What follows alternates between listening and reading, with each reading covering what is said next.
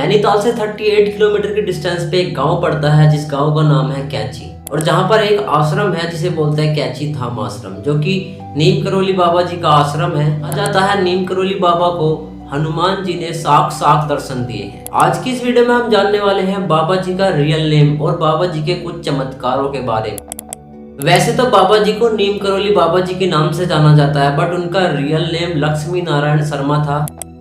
एक बार बाबा जी ट्रेन से कहीं पे जा रहे थे। बाबा जी ने टीटी से बात की और कहा कि मेरे पास पैसे नहीं हैं, बट टीटी भी बाबा जी का भगत था। उसने बाबा जी की बात मानी और ट्रेन में बाबा जी को बैठा लिया। कुछ टाइम बाद शिफ्ट चेंज हुई, दूसरा टीटी आता है और वो बाबा जी को ट्रेन से नीचे उतार देता है। बाबा जी करौली नाम के स्टेशन पे नीम के पेड़ के नीचे साधना में बैठ जाते हैं। जैसे ट्रेन चलने का टाइम होता है, ट्रेन स्टार्ट ही नहीं हो पाती। इंजीनियर्स की टीम आ जाती है, टेक्निकल टीम्स आ जाती है, बट रिजल्ट ट्रेन नहीं चल पाती। कुछ टाइम बाद टीटी को एहसास होता है कि उससे कुछ न कुछ गलती हुई है।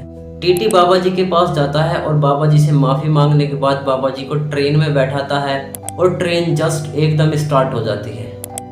एक बार बाबा जी खास विचार के साथ निकले, अपने एक बुजुर्ग भगत के घर पे पहुंचते हैं और बोलते हैं कि मैं आज विश्राम आपके घर पे करूंगा। बुजुर्ग खुश हो जाते हैं, बोलते हैं कि मेरे घर पे आज बाबा जी स्वयं आए हैं। बाबा जी विश्राम करते हैं और सो जाते हैं। कुछ देर बाद बाबा जी के करहाने की आवाज आने लगती है, लेकिन बाबा जी बहुत गहरी नींद में सोए हुए थे। जिस कंबल को बाबा जी रात ओढ़कर सोए थे, बाबा जी ने सुबह उठने के बाद उस कंबल को तय किया और अपने बुजुर्ग भक्त को दे दिया कि इसको गंगा जी में सिला देना, बट इसको खोल के मत देखना। कंबल जैसे उठाया, कंबल बहुत भारी था। ऐसे लग रहा था जैसे कि उसमें कुछ लोहे के सामान भरे हुए हो। बाबा जी का आदेश था, इसीलिए करना पड़ा। फिर कुछ दिन बाद बुजुर्ग का बेटा बांग्लादेश वॉर से वापस घर लौटता है।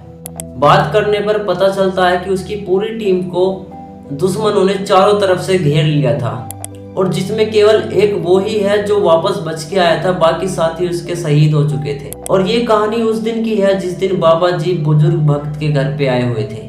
तब समझ में आता है उस बुजुर्ग भक्त को कि बाबा जी उस रात क्यों करहा रहे थे।